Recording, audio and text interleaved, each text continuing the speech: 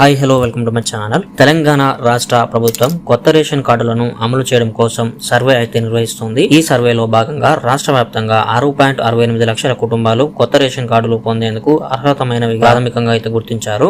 ఇందులో 11.65 లక్షల మంది పేర్లు ఉన్నాయని తెలిపారు. ఈ నెల 20 నుంచి 24 వరకు గ్రామాలు, వార్డుల్లో సభలు పెట్టి అభ్యంతరాలు సేకరించిన తర్వాత తుది జాబితా ఖరారు చేస్తామని సీఎం తెలిపారు. ఇలా కలెక్టర్ల ద్వారా వచ్చే లిస్టులతో జనవరి 26 నుంచి కార్డులు మంజూరు చేస్తారు.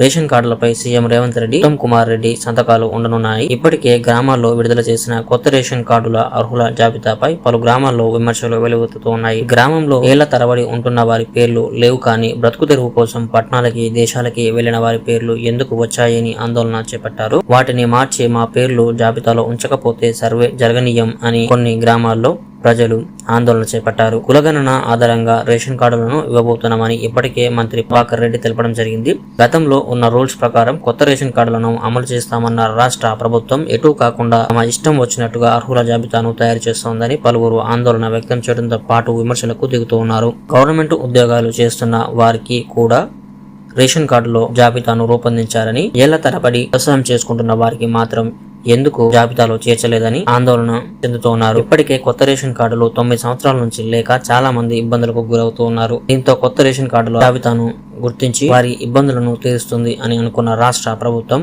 గందరగోళానికి తెరతీస్తుంది అని నిపుణులు చెబుతూ ఉన్నారు. ఇది ప్రభుత్వ అధికారుల తప్పిదమా లేదా ప్రభుత్వం తప్పిదమా అని పలువురు అంటున్నారు. సో ఈ విషయంపై మీరు ఏమనుకుంటున్నారో కామెంట్ రూపంలో అయితే తెలియజేయండి. ఇదే ఫ్రెండ్స్ ఈరోజు వీడియో మీకు నచ్చినట్లయితే లైక్ చేయండి. అలాగే మన ఛానల్ కి సబ్స్క్రైబ్ అవ్వడం మాత్రం మర్చిపోకండి. మరిన్ని విషయాల కోసం ఇప్పుడే మన ఛానల్ ని, మన వెబ్సైట్ ని ఫాలో అవ్వండి. Thank you.